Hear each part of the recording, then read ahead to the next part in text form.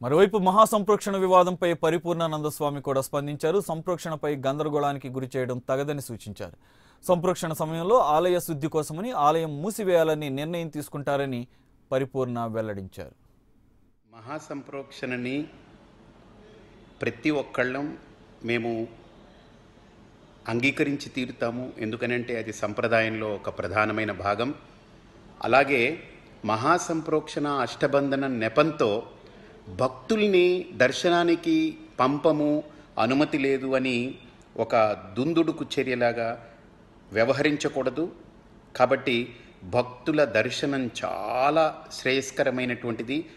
భగవంతుడికి భక్తుడికి మధ్య ఏ గోడలు కట్టద్దు. దయచేసి ప్రభుత్వాలు ఒకవేళ భక్తులకి భగవంతుడికి మధ్య ఇటువంటివన్నీ చేయడం మొదలు పెడితే ఆ ప్రభుత్వాలకి చాలా ఇబ్బంది ఎదురవుతుంది.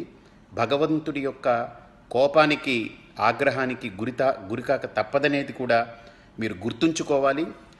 ఆంధ్రప్రదేశ్ ప్రభుత్వానికి మేము ఘాటుగా డిమాండ్ చేసేది ఏంటనంటే, మీరు మహాసంప్రోక్షణ కార్యక్రమం తలపెట్టండి, అష్టబంధన కార్యక్రమం చేయించండి, అది చెయ్యాల్సిందే.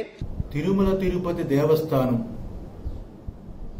అష్టబంధనం, ఇతర పూజలు, దాని నిమిత్తమై 9 రోజులు భక్తులకి దూరంగా ఉంచడానికి వాళ్ళు నిర్ణయాలు తీసుకున్న దానికి మేము స్పందించాం.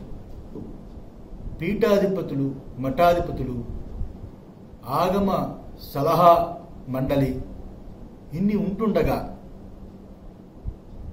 వాళ్ళు దీనిని అంగీకరించి దానిని చక్కగా జరిపించేటట్టుగా వాళ్ళని ఉపయోగించుకొని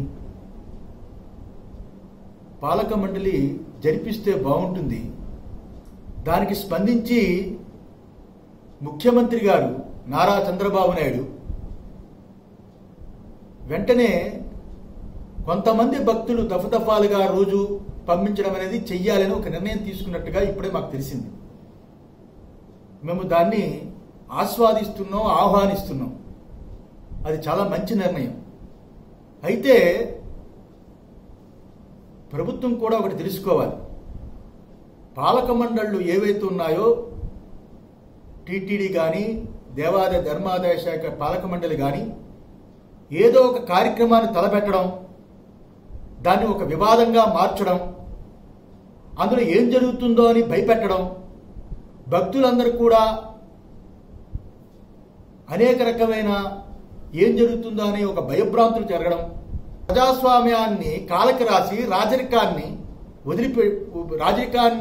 పాటిస్తున్న ఆ పద్ధతులు వాటిని వదిలిపెట్టి